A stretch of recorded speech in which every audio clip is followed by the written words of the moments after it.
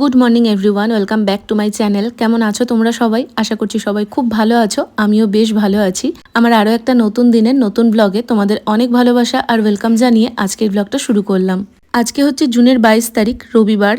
গতকালের ব্লগেই তোমাদের বলেছিলাম আজকে আমি বহরমপুর যাচ্ছি। গতকাল তো ব্যাগটা আনপ্যাক করেছিলাম, তবে বহরমপুর যাওয়ার জন্য ব্যাগটা গোছানো হয়েছিল না। সকালবেলা সেটাই আগে কমপ্লিট করলাম। আজকে সকালবেলা ঘুম থেকে উঠেই দেখছি প্রচণ্ড বৃষ্টি শুরু হয়েছে। যদিও আজকে সকাল বলা ভুল, গতকাল রাত থেকে বৃষ্টিটা শুরু হয়েছে আর সকালবেলা থেকে মুষলধারে বৃষ্টি হচ্ছে। কোথাও যাওয়ার সময় যদি এরকম বৃষ্টি হয় তাহলে সত্যি অসুবিধায় পড়তে হয়। ঘরে বাইরে কাজ করতে গিয়ে এমনিই দেখতে পাচ্ছ হয়তো আমার নাইটিটা পুরো ভিজে গেছে, তবে আর চেঞ্জ করিনি, কারণ এই ভেজা নাইটি চেঞ্জ করে আবার যেটা পরবো বাইরে কাজ করতে গেলে সেটা আবার ভিজে যাবে।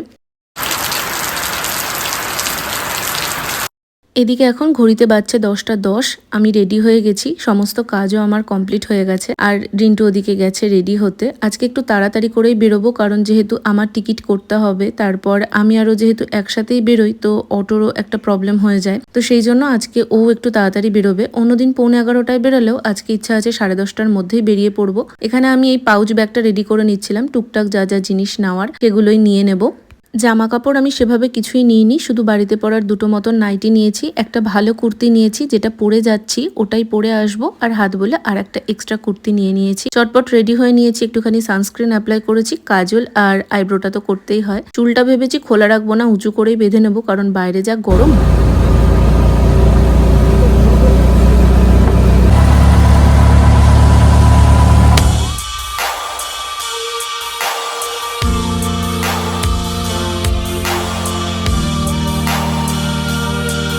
আমি আর ও যেহেতু একসাথেই বেরাই আর ওর ট্রেনটা আমার ট্রেনের আগে থাকে, তাই ও বেরিয়ে গেছে আর আমাকে এখন বেশ কিছুটা টাইম ওয়েট করতে হবে। কল্যাণী স্টেশনে বসে ওয়েট করছিলাম আর তারপরেই চলে এসেছে আমার ট্রেন।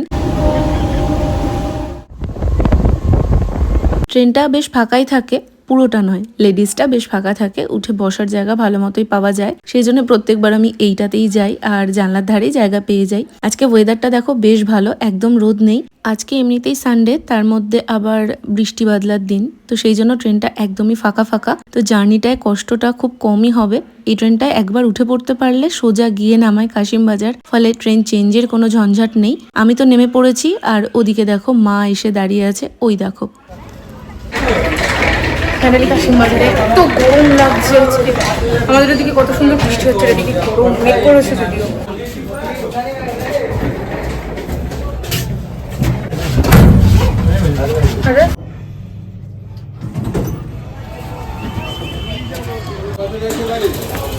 স্টেশনের বাইরে এসে টোটো দেখবো পরে, আগেই আইসক্রিমের গাড়ি দেখে মা আর আমি দুজন মিলে আইসক্রিম খাবো ঠিক করলাম। আর এই জায়গায় দেখতে পাচ্ছ ক্যামেরা কোয়ালিটিটা একটু কেমন কেমন হয়ে গেছে, আসলে লেন্সে না কিছু একটা লেগেছিল, সেটা আমি নোটিস করিনি, ওই জন্য এরকম ঘোলাটে ঘোলাটে এসেছে। তো এখানে দুজন আইসক্রিম নিয়ে বসে পড়েছি টোটোতে। আজকে আর টোটোর জন্য লাইনের ওখানে দাঁড়াইনি, একটা টোটো রানিং যাচ্ছিল, তো দাঁড় করি তারপর টোটো। এখানে আবার বিরাট রকম নাটক আছে, আইসক্রিম কেনা হচ্ছে, এখন আইসক্রিম খেতে বাড়ি গিয়ে লাঞ্চ করে আমি তো শুতে পারতে পারছি। এই রাস্তাটা তো বাজে।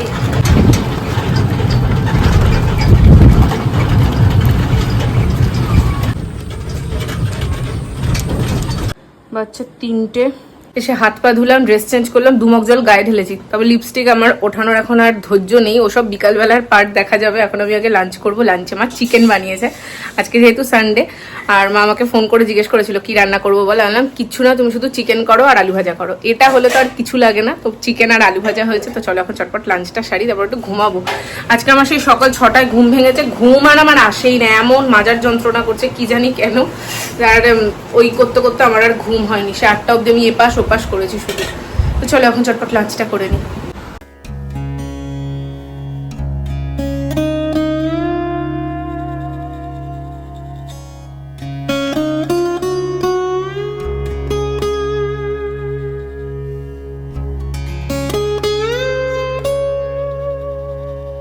আবার অনেকদিন পর এভাবে 3জন মিলে একসঙ্গে বসে লাঞ্চটা করলাম, আর চিকেনটা দেখেই বুঝতে পারছো খুব সুন্দর হয়েছিল খেতে। আমি আসবো বলে মা এখানে আম কিনেছে, তবে আমের লোক মাকে ঠকিয়ে দিয়ে গেছে, এত টক সে আম বলার বাইরে।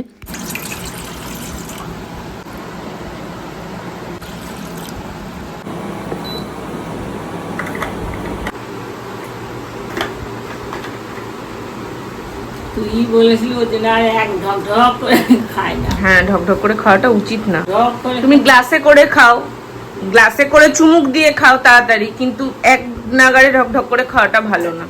আচ্ছা 7:05, আমি অবশেষে ঘুম থেকে ওঠার ইচ্ছা প্রকাশ করেছি। মাকে বললাম লাইটটা জ্বালিয়ে দাও, দেখো 7:05, বললাম লাইটটা জ্বালিয়ে দাও। উঠে পড়েছি অনেকক্ষণই, ওই 6:20 হবে, কিন্তু উঠতে আর ইচ্ছা করছে না, শুয়ে এদিক ওদিক করছি। মাও গিয়ে শুয়েছিল, তো মার সঙ্গে শুয়ে একটু গান শুনলাম।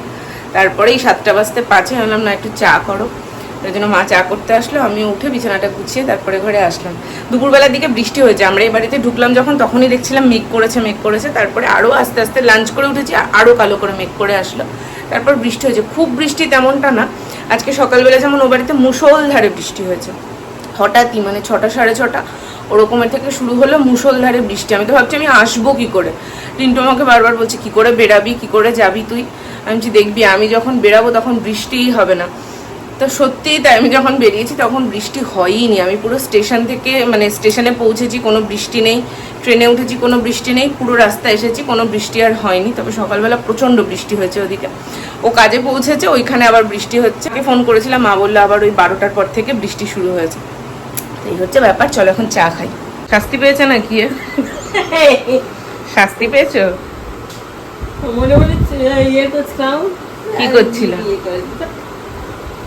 আচ্ছা, এই ফলটা কে কে চেনো বা খেয়েছো আমাকে অবশ্যই কমেন্টে জানিও। এটা হলো বন কাঁঠাল, যেটা মাকে মামি দিয়েছে, তবে ওপরটা আমার জন্য রেখে দিতে দিতে একটু একটু নষ্ট হয়ে গেছিলো, সেটুকুটা বাদ দিয়ে মা এটাকে কাটলো। তবে আমার না খেতে ভাল লাগেনি, কেমন একটা টক টক। আমি একবার জাস্ট টেস্ট করেছি, তারপর আর খাইনি।